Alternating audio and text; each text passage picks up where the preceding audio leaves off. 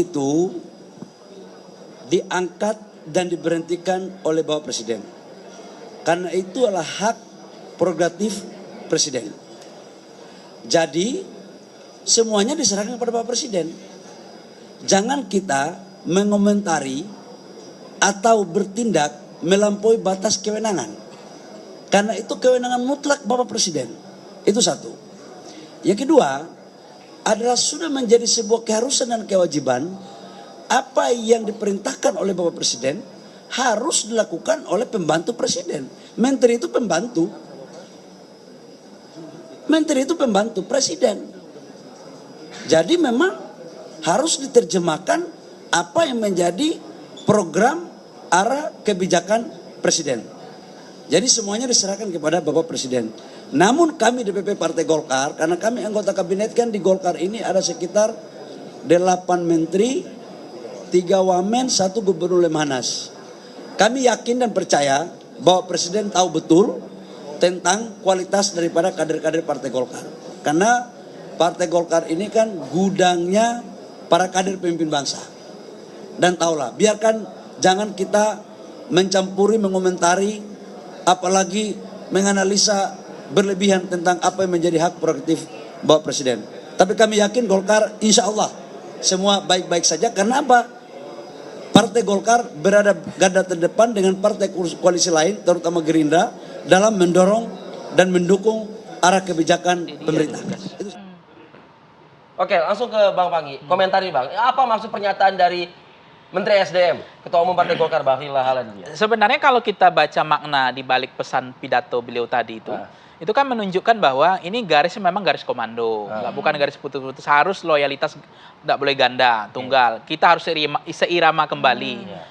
Dan mungkin juga udah minta maaf membuat Prabowo seperti pemadam kebakaran kan. Jadi ini kan kebijakan kegaduhan itu nyata di publik. Iya, ini kan dua kebijakan nih. Pertama pajak 12%, kemudian dibatalkan Pak Prabowo. Itu jadi pemadam kebakaran pertama, tidak seirama kan. Nah, pemadam kebakaran kedua gas LPG.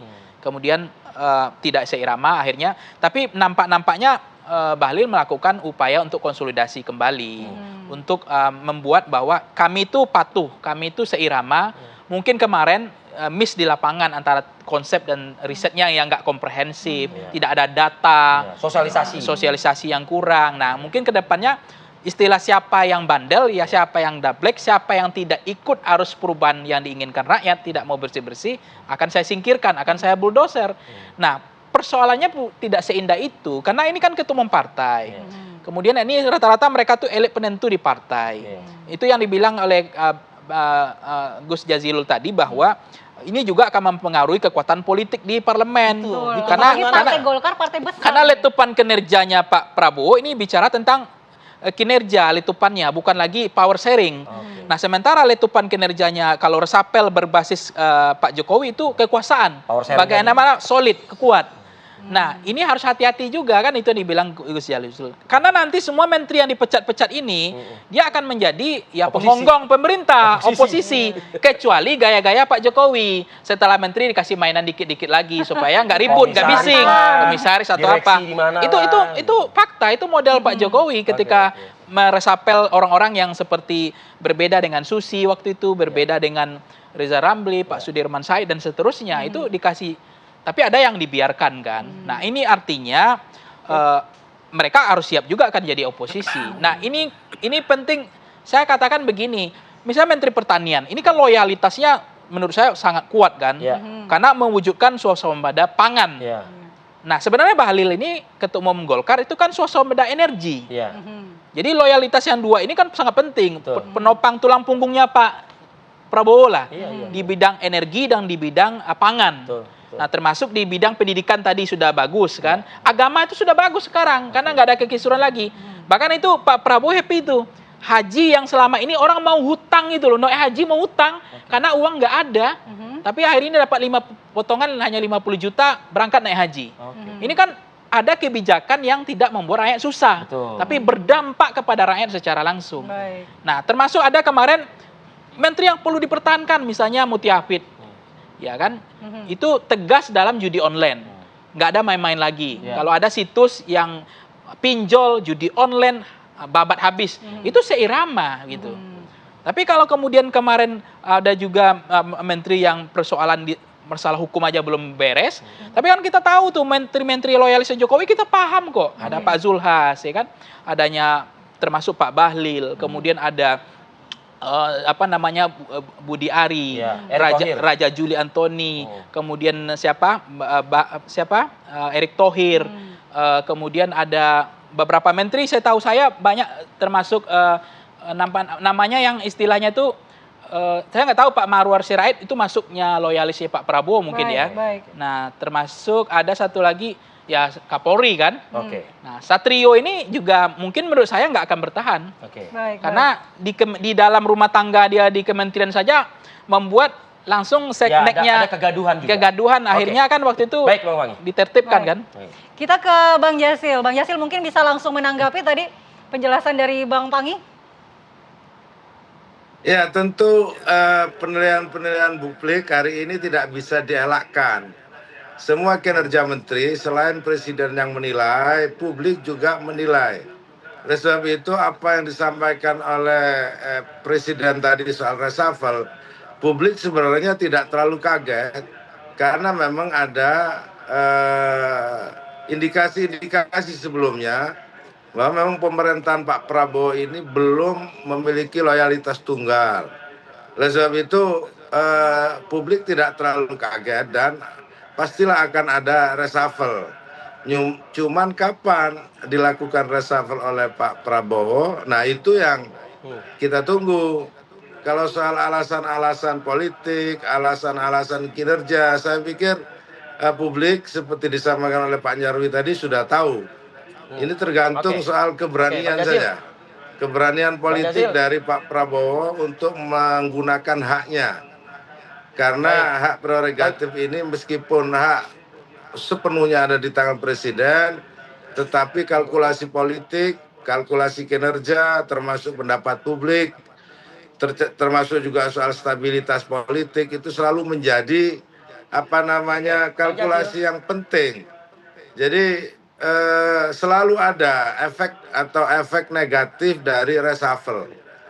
Selalu ada dampak-dampak yang harus ditangani dari reshuffle. Tergantung menterinya siapa gitu. Kalau menyangkut katakanlah ketua umum partai begitu itu juga agak sulit kelihatannya ya.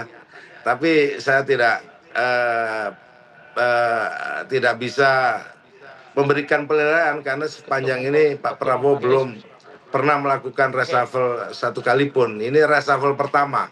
Jadi kalau ini terjadi reshuffle pertama, publik atau kita bisa menandai kira-kira ini masalahnya begitu. Dan selanjutnya pasti akan ada perubahan-perubahan lagi. Bang Jazil, kalau di internal koalisi sendiri sudah menjadi ini nggak sih perbincangan atau justru malah kegaduhan tersendiri di internal koalisi, Bang Jazil? Kalau di internal koalisi setahu kami sih masih solid-solid saja. Semua bekerja secara baik, apalagi kami kan di parlemen. Kalau di parlemen kami bekerja penuh soliditas, tetapi kan urusan eksekutif berbeda dengan urusan di parlemen. Tentu kabinet yang ada ini memang sejak awal publik sudah menilai bahwa ini tidak sepenuhnya Pak Prabowo menentukan, ada pihak-pihak lain yang ikut menentukan, kira-kira begitu. Baik. Oke. Jadi Anda membenarkan juga dong berarti secara tidak langsung bahwa ada matahari kembar gitu maksudnya? Ya itu memang pendapat umum seperti itu dan faktanya juga seperti itu karena kan memang banyak menteri-menteri yang hari ini bekerja itu sudah bekerja sejak lama gitu. Dan itu publik tahu persis. Apakah kalau PKB bagaimana sikapnya? PKB satu komando ya? Nah di sini masalahnya. Kalau PKB gimana Bang Jazil? PKB tentu akan bekerja sekuat tenaga untuk memastikan pemerintahan Pak Prabowo ini stabil dan berhasil. Jadi PKB tidak ingin juga melihat ada kegaduhan-kegaduhan. Oke, ya memang kelihatan juga sih karena emang juga nggak ada kadernya yang ke Solo juga kan kalau kita lihat gitu ya. Baik, Bang Jazil terima kasih atas waktunya pagi hari ini Bang. Selamat melanjutkan aktivitas. Bang Pangi Hari Sanjago terima kasih. Ya, makasih. Kita tunggu ya berarti ya, momentumnya kita tunggu ya berarti ya. Iya, kita tunggu aja hari baiknya. Baik, kita akan tunggu karena ini juga hari baik, ada cek kesehatan gratis Ya. yang tadi sempat disinggung juga oleh Bang Pangi, tapi hari ini ada programnya, cek kesehatan gratis. Nanti kita akan pantau dan kita akan bahas sesaat lagi usai jeda.